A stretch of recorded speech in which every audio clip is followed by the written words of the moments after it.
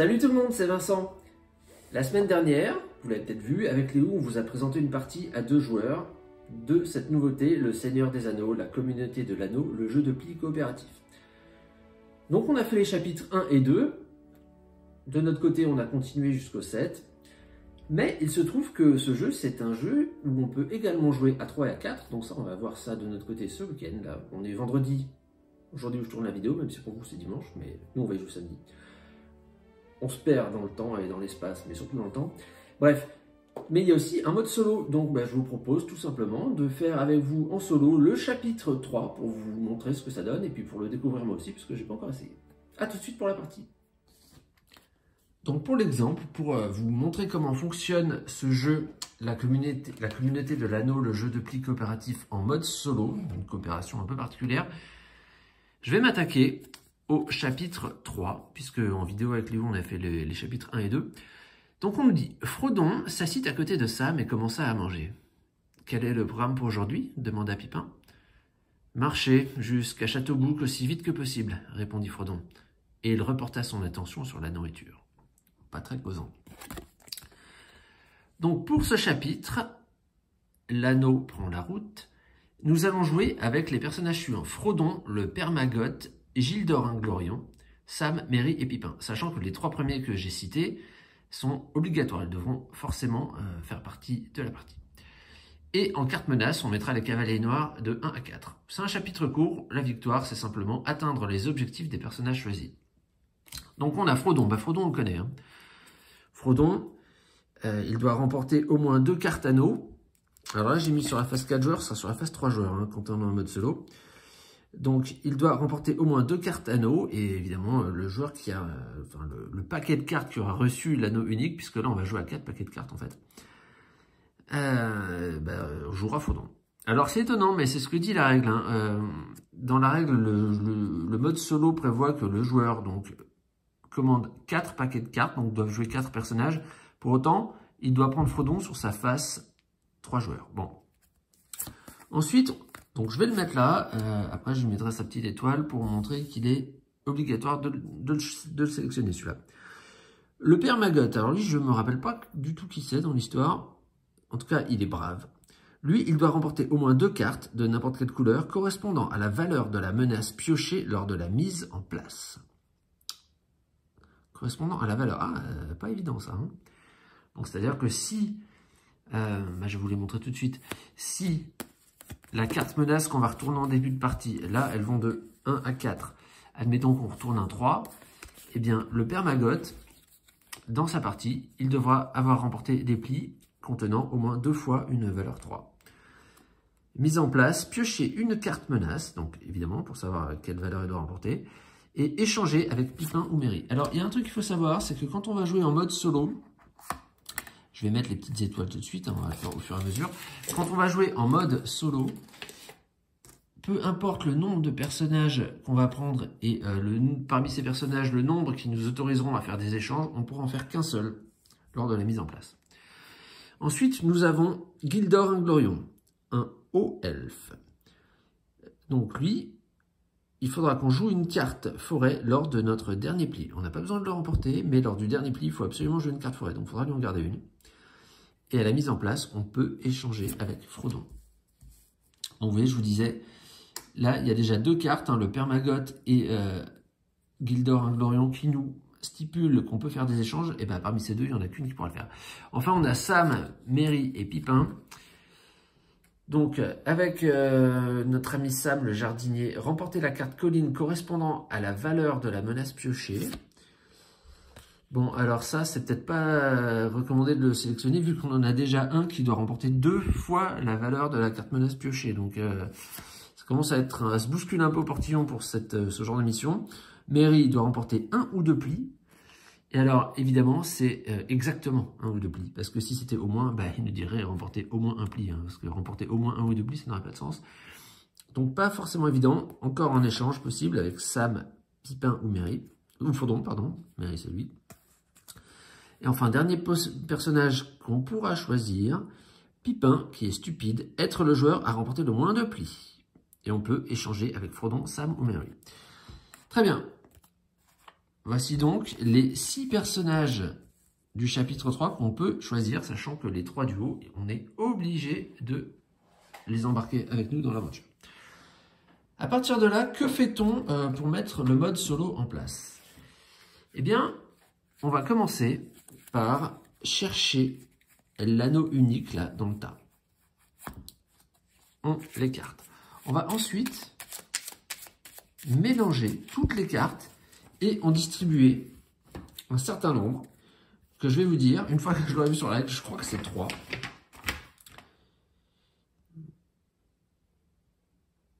Non, c'est 4.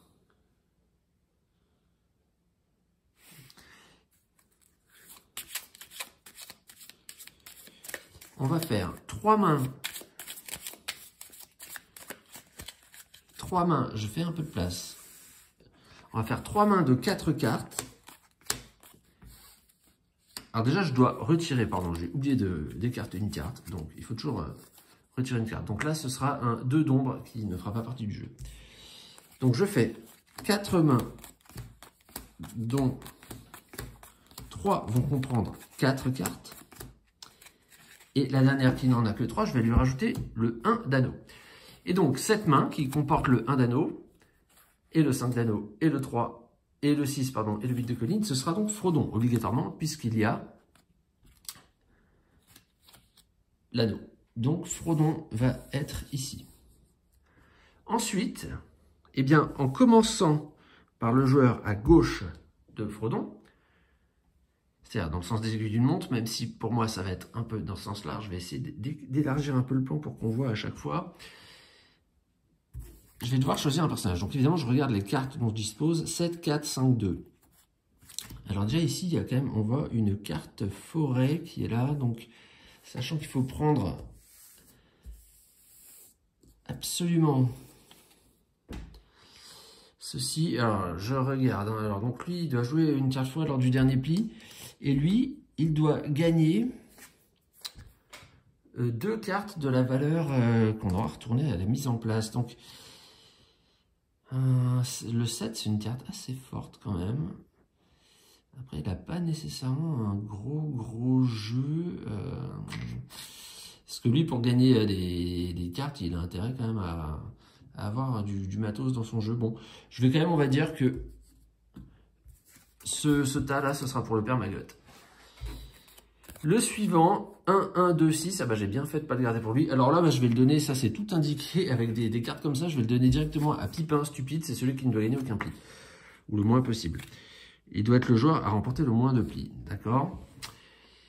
Donc, le dernier tas, eh bien, il est de manière automatique attribué à Gildor Inglorion, le haut elfe, je sais pas comment il faut prononcer ça. Jouer une carte forêt lors du dernier pli. Bon. Et donc lui, de quoi dispose-t-il? Ah bah là, ça tombe bien. 3, 3, 4, 6. Il a déjà 2 forêts. Bon. Je les mets comme ça. J'espère que on va les voir. Alors, il faut que j'arrive à les serrer un petit peu plus. Peut-être les mettre en colonne, en fait. Hein. Comme ça, on verra bien. Je pense que c'est le plus simple pour que vous puissiez voir.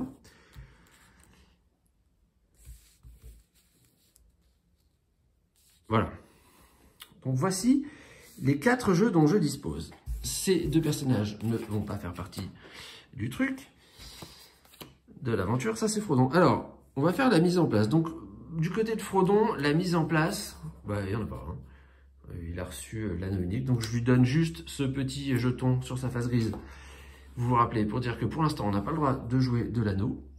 Il faut que quelqu'un en ait joué parce qu'il n'avait pas de la couleur demandée, ou alors qu'un joueur n'est plus, doivent ouvrir et n'est plus que de l'anneau à jouer. Dans ce cas, bon, bah forcément, on joue de l'anneau.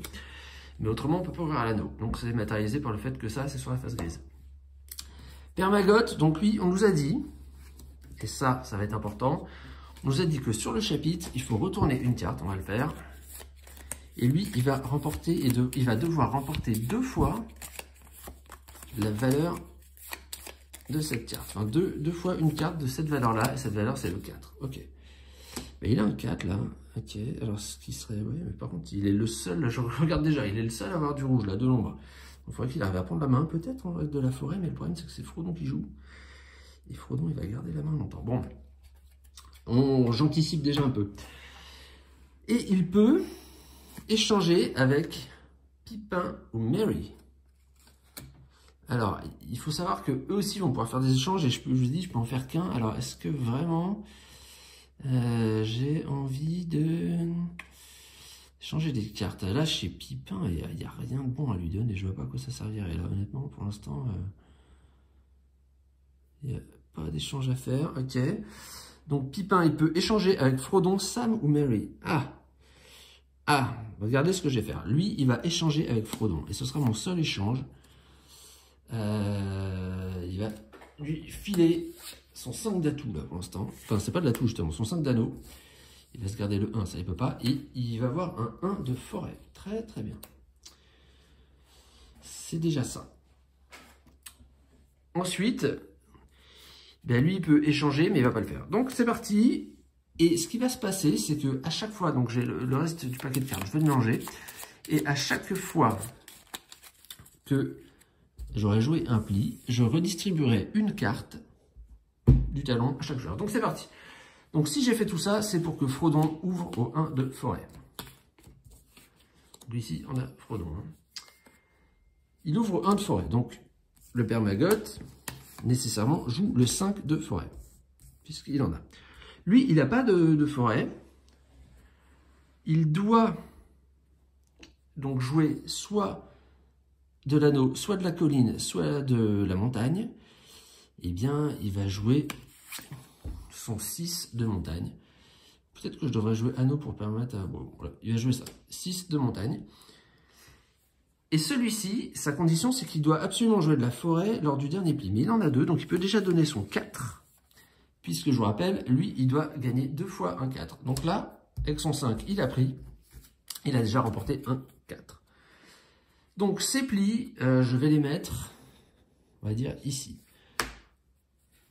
Ensuite, je distribue une carte à chaque joueur, maintenant. Chaque personnage. Donc, lui, un 4 de montagne, un 2 de forêt pour Pipin, un 4 d'anneau pour Isildur, là, et un 2 de montagne pour Frodon.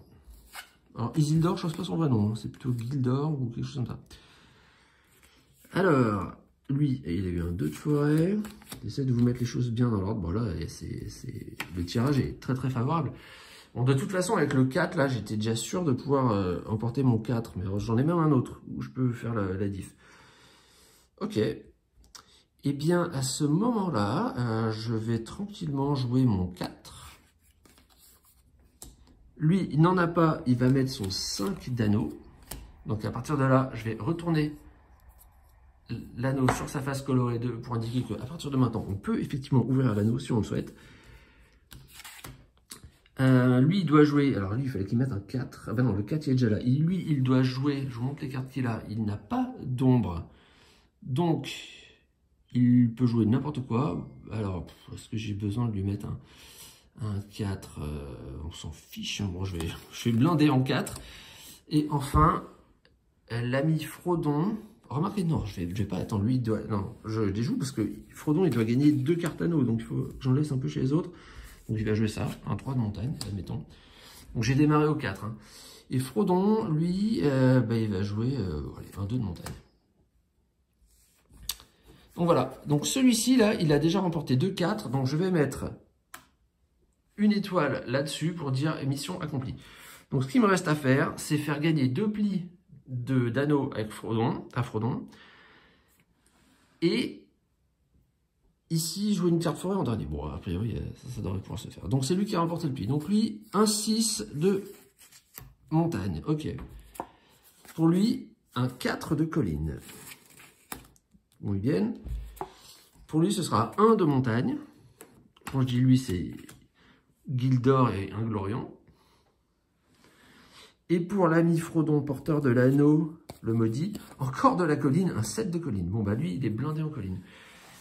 Donc voilà que c'est à lui de jouer. Alors, bah, peut-être que c'est le moment de passer la main. Hein. Peut-être que c'est le moment de passer la main. Donc, il va mettre son 2 de colline. Ce à quoi celui-ci va répliquer par un 4 de colline. Lui va donc proposer un 3 de colline. Et Frodon, maître de la colline, pose un 7, il remporte un pli. Alors, vu que ce pli ne contient aucune carte anneau, donc aucune carte qui rentre dans le cadre de sa mission, je mets le pli face cachée. On distribue une carte, mais décidément, c'est Frodon qui se tape toutes les cartes collines. Hein. Oh, une forte forêt là pour le père Maggot. Un 5 d'ombre pour Pipin. Et un 7 de montagne pour l'ami Gildor Inglorion, si j'arrive à la passer dessous. Donc on a dit, c'est Frodon hein, qui a pris la main. Bah, Frodon, ouais, Frodon, il va même faire les choses différemment. Hein. Il va jouer un 5 de colline, avec ça il est maître. Donc lui, bah, Maggot, il a déjà fait son travail. Hein. Donc il va mettre un 7 rouge. On a joué de la colline, donc lui il est obligé de mettre son 1 de colline. Et lui, ben, il va mettre un 4 d'anneau, puisque Frodon doit remporter des anneaux. Donc c'est Frodon qui a gagné avec son 5 de colline.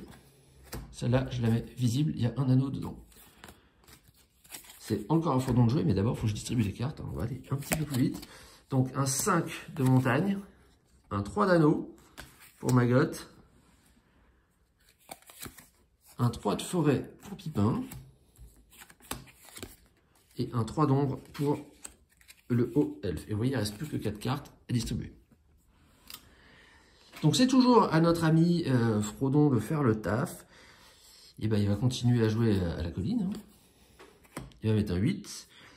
Bon bah lui, il peut jouer un peu ce qu'il veut. Donc il va mettre son 6. Lui il va mettre un anneau.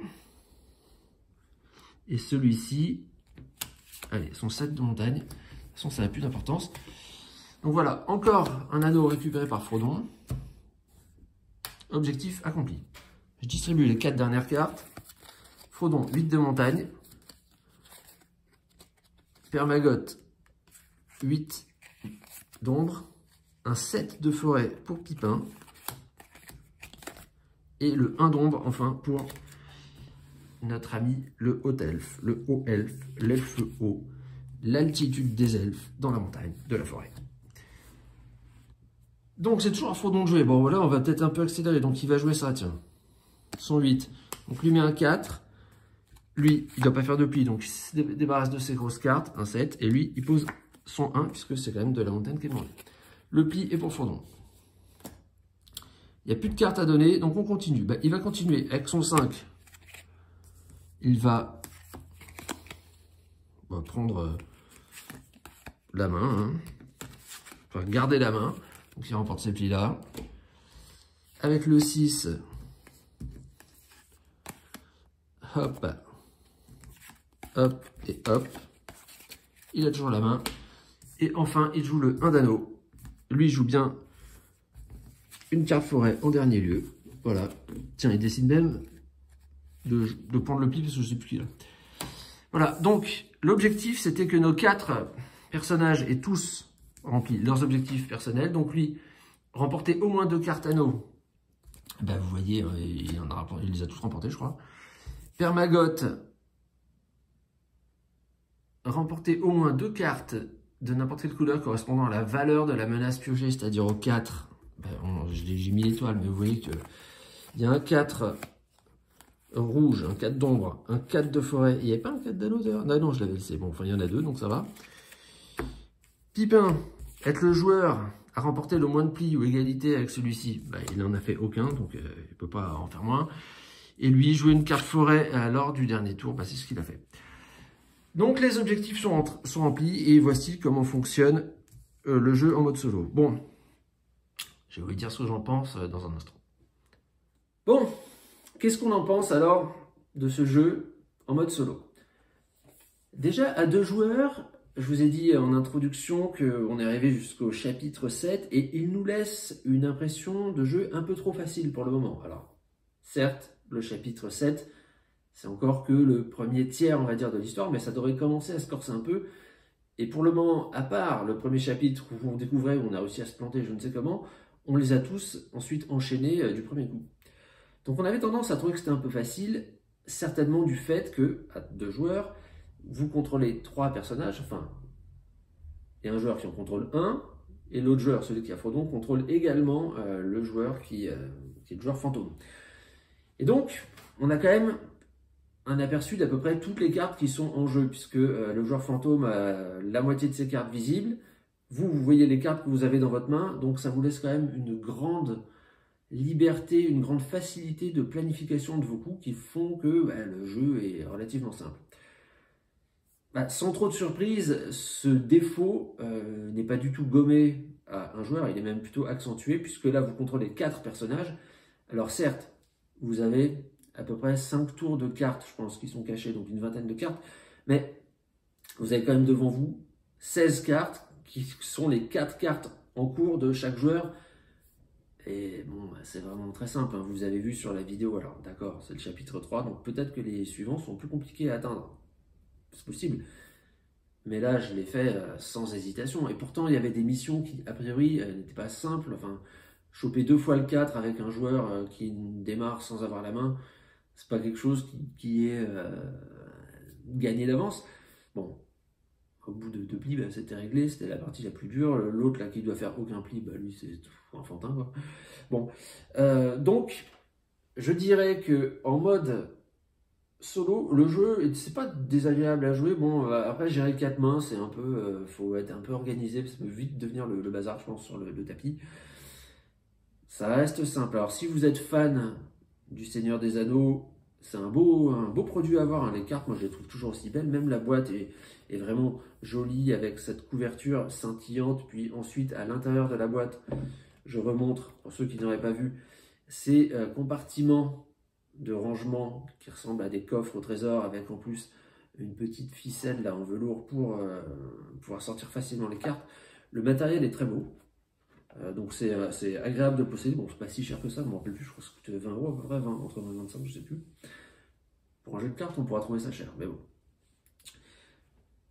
Mais pour le reste, le jeu solo en lui-même n'est pas hyper intéressant. Je pense que ce titre-là, c'est vraiment à 3 ou 4 joueurs, c'est-à-dire sans main visible, qu'il prend vraiment son sens. Et on va le tester donc demain.